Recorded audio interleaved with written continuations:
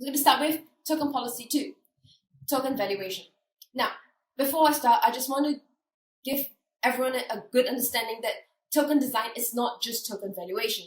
Token design is this big bubble. It includes a lot of different things. It includes the factors that will affect tokens, the incentives in the ecosystem, the mechanisms in place, the kind of rules, the kind of governance, the kind of mathematical formula, how does smart contract help to impact or help to govern the tokens or the design of the tokens, what are the consequences of various policy implementations. That's token design. It's a big thing. However, token valuation is a very, very niche topic. It's just how do you price token? What's the price level of tokens? And what's the price? How do you price your ecosystem? So token valuation is important. I don't deny. Sometimes it's not as important, but it is still important. But it is just a subsection of token design. Token design is this big circle you see up there, and token valuation is a small subset of token design. So every time someone talks to me and say, oh, can you help me with my token economics? I want to price my token. How do I price my token? Token economics is the big framework that we saw just now. We have the different 3 design pillars, and token valuation is just one small part of one of the pillar, which is one very tiny part of the entire ecosystem. So token economics it's a big thing. Token design is part of token economics, and valuation is part of token design. Just want to get that clear. At this session, we're just going to focus on token valuation because it's something people keep talking about, keep asking for, keep wanting to get answers for. So there should be a session on its own. So token valuation is more relevant to security, money, and in a way, stable tokens, which are pegged tokens. Once again, this is the 4 types of token functions. I call them the sums because security, utility, money, and stable token. They make up sums, and also if you sum them up, it's just a sum. These are the 4 different, 4 main functions, the 4 general main functions of tokens. And these are also the different purposes, how they get value, and the different features of them, and that's how they differ. Token valuation is a little bit more important when it comes to security because we're talking about security is being, the value of security comes from the underlying asset. So we need to define the valuation of security by looking at the underlying asset or find ways to link the valuation together. We also look at money. So money, we look at the valuation of money through very different ways, through market demand, through different monetary policy, or depends on what type of money that we're talking about. And so we also want to look at valuation. When we talk about valuation of money, it's more of the price level of money. How do you price money? What is the cost of money? What's the cost of $1 in terms of Bitcoin? Or what's the cost of one British pounds in terms of Ethereum, for example? And then you also have stable tokens. So this is not exactly related because if you're going to peg to something, if you're going to peg a one-to-one peg to US dollars, then one of the stable token is just $1. It doesn't stray too far from it. But I put dotted lines because sometimes it could be relevant. If let's say you're pegging your coin, your token, or you're having a stable token that's pegged to a basket of goods or a basket of currencies, then you need to look at what are the valuation, or how do you change the formula to define the valuation? How do you define the formula to determine the price level and valuation of your tokens? So these are the 3 functions that requires a little bit more token valuation to be considered. Now, talking about deriving value, there are 2 ways to derive values. One is endogenous factors and one is exogenous factors. Endogenous factors are basically internal factors that comes from within the ecosystem. Exogenous means outside. So external factors that comes from outside the ecosystem. So we have for internal factors, things that comes from within the ecosystem. You have a lot of general things like platform activities, the size of your platform, the growth of the platform, how efficient it is, how many users, what are the rates of active users, how many people are joining the ecosystem every single day, what's your monetary policy, things that you can govern from within the ecosystem, things that you can derive from within. Exogenous factors are things that you can derive from outside, from external, from outside, off-chain, outside the ecosystem, whatever. It's just basically external. So this would be stuff like the quantity theory of money, which we'll talk about later. It's basically a mathematical formula that defines the price of money using market forces. And then you have market forces, which is the general demand of money, and from there you get the price level of money. So these are two ways to derive value. And I know a lot of people are looking at more exogenous factors, but this purpose of this course is to look at how do we derive value from endogenous factors. How do we derive the price level and value of the token from factors within the ecosystem? Why do I say that? Because the difference between token ecosystem and the outside physical off-chain world is that the token ecosystem, we can design, we can engineer a lot of things specific to the outcomes that we want. So there are a lot of things we can engineer and we can design that is within the ecosystem. In the real physical world, where we talk about central banks, we talk about financial crisis, or we talk about bull and bear market in the outside physical world, in the fiat world or off-chain world, it's a little bit more what we call open loop. So there are a lot of things that you can engineer, but it's very difficult to control the outcome. You can give suggestions, you can entice behavior, you can incentivize behaviors, but the outcome is still it's still unknown. You can't engineer too much because it's an open loop. The kind of variables and externalities are abundant. So that's why in the physical world out there, we are looking at trying to figure out how to do a lot of valuation from external sources, from external factors. But in token ecosystem, we're looking at internal factors because we're designing and engineering a lot of different things from within the ecosystem. So we can take the valuation, we can take the variables to define the value. And that's what we're going to talk about today. But before I go on and start talking about internal factors, let's understand a little bit of why the quantity theory of money might not be right. So the quantity theory of money is very, very, very simple. It's just MV equals PQ. M is the monetary base that you have, like the total money that you have. V is the velocity, so velocity is how often you change hands. P is the price of money, and Q is the quantity of money.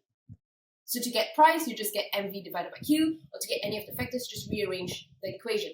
Very simple. 4 variables, you get it. So it's used to price.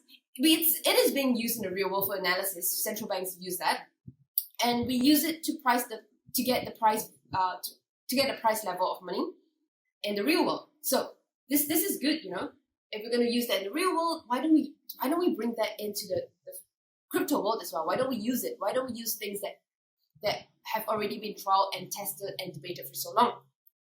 Well, the reason is really simple, because the general idea is that yes, the price is directly proportional to the amount of money available. When there's more money available and everything else is constant, then the price goes up. Or when there's less money available, the price goes down. So in general, that's a very good idea, and this formula shows that it's directly related. So to put that into perspective, if your token ecosystem has more private investors coming in to fund your project, the money goes up. And everything else is the same, velocity is the same, quantity, tokens, supply, quantity is the same, then the price of each token goes up. So it's directly related. More investors coming in, everything else is the same, the price of each token goes up. It's a very simple model, right? It's directly related, it's proportional, one goes up, the other one goes up, everything else is the same. But we can't use this as the model to derive the price value of tokens. Why? Because, number one, prices are sticky. Prices are sticky means that prices don't change so quickly in the short run. Can you imagine if you go to Starbucks and you buy a cup of coffee for whatever money, and then tomorrow the prices change because there's an increase in monetary base, which is your M. There's an increase in M, and the P goes up, and now the price of your coffee changes. So every single day, the barista has to go to the board, check the pricing check the monetary base, check the price level of your token, and then change the prices every single day. Change the prices in the menu every single day or every single hour because it's constantly being traded. Can you imagine that? That's never going to happen. That's never going to work. So we say prices are sticky in the short run. So that means in the short run, prices don't change. Prices stick to the menu and they don't change. So if that's the case, then it's quite difficult to say that if monetary base goes up, if M goes up, more investors coming into your ecosystem, the price of tokens goes up. It's quite difficult to justify that. The second thing is, in the short run, we didn't talk about velocity yet. So velocity is how often your money changes hands. And in the short run, velocity can be super unstable. Maybe there can be a news that one of the project founders died, and there'll be like huge velocity during that 24 hours. And then for the next 3 months, there is no news. And then there is very, very low velocity. So velocity changes like crazy. It can go up super fast because of some news, and then it can be like super stagnant for a while. And so velocity is not very stable. How are you going to look at this model if velocity is not going to be stable? Then you're going to keep changing your prices again, or keep changing the quantity, or keep changing the monetary base just to be equal. So it's very difficult to use this model in the short run. So when do we use this model then? I said that central banks use that, economists use that, people in the real world actually use that, and it's used in long run analysis. We use that to analyze price level in the long run, looking at historical data, looking at understanding, what's the price level of the US economy during these different periods, and why is it like that, and what affected the price levels to change. And we look at it from a long run perspective and use it to analyze. So this is why this quantity theory of money might not be right for ecosystems. At the same time, there are also another reason why it might not be right. Firstly, as I mentioned, this is the quantity theory of money. Money, it's currency. It's the model for currency. And a lot of projects are basically utility tokens or security tokens or stable tokens, and there is nothing got to do with money, with currency. So it's like using butter knife to cut your medium rare steak. You have to use the right tools for the right problems or for the right situation. This formula is for currency analysis or analysis of money. You can't use that to price other kind of stuff, other crypto assets. And the other thing is velocity. As I mentioned, there are two types of variables. You've got exogenous and endogenous. Exogenous are external variables, and the velocity talks about external variables. Velocity is not something you can control because people own the tokens and they can trade whatever they want, and then that's how you calculate velocity. But we are looking, because once again I said that we are looking at endogenous variables. We're designing so many factors. Now we want to look at valuation and pricing of the tokens based on the different internal variables, not this random external variable that people are just trading. And also velocity is volatile, remember that? So it changes all the time, you can't control that, and you're going to base a formula based on things you can't control. Maybe that's not the best idea. So why are people still using that? Why? It's very easy. And that's exactly why. It's very, very easy. It's 4 variables, simple, MV equals PQ. There is no exponential function, logarithm function, power function, sine, cosine, whatever, complicated math. It's really simple. You just plug in numbers that you want, numbers that you feel like putting in, and you get the price level. So people are using it because it's easy, it's simple. You don't need like complicated analysis, complicated understanding of economics or monetary economics to figure that out. Anyone can do that. It's also being used in the physical world, so that really adds some credibility.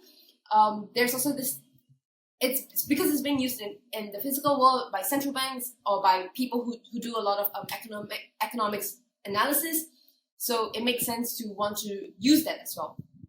And lastly, it's probably one of the most popular model in the industry. Today, it might change a little bit because you see less ICOs coming up. But in general, it's 2 years ago, last year, I think from 2016 to about 2018, it was quite popular. I see a lot of white papers using that.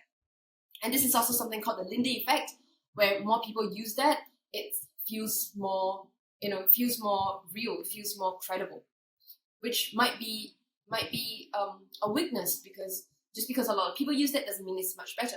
Maybe people just don't know any better. So it's also the most popular. If you just do a quick Google search, it's very popular. It's very popular because a lot of articles are talking about that. And the reason why it started was because this guy called Chris Beninsky, he wrote an article on how to do crypto asset valuation, and he used this. He used MV equals PQ, and he talks about velocity. And the next thing you know, all the other articles are talking about the same thing. Every article that talks about token valuation talks about velocity problem, talks about a lot of issues. And I just want to zoom in on a few. So if you look at this, so this by CCN says that we can apply Friedman's logic. So Milton Friedman is one of the economists that supported the quantity theory of money. It said apply Friedman's logic to Bitcoin and use it as a starting point for valuation. So as I mentioned, it's not. You can't really use this model for valuation. You also have this thing. This one by Apollo Capital that talks about assuming the velocity is 5. You can't assume that the velocity is 5. Because it's an exogenous variable. It's an external variable. It's independent on its own. You can't just assign that I want my crypto ecosystem or my crypto asset or my token to have a velocity of 5. What does that mean? How are you going to enforce that? What kind of incentive mechanisms are you putting in place? This is a bit difficult to govern. It's a bit difficult to design such things. And from what I've seen in some papers, people are just taking the velocity of the US dollars and then just plugging it into the formula, which is not right. So that's a lot of things that's something that people are doing in the space of how to value their tokens.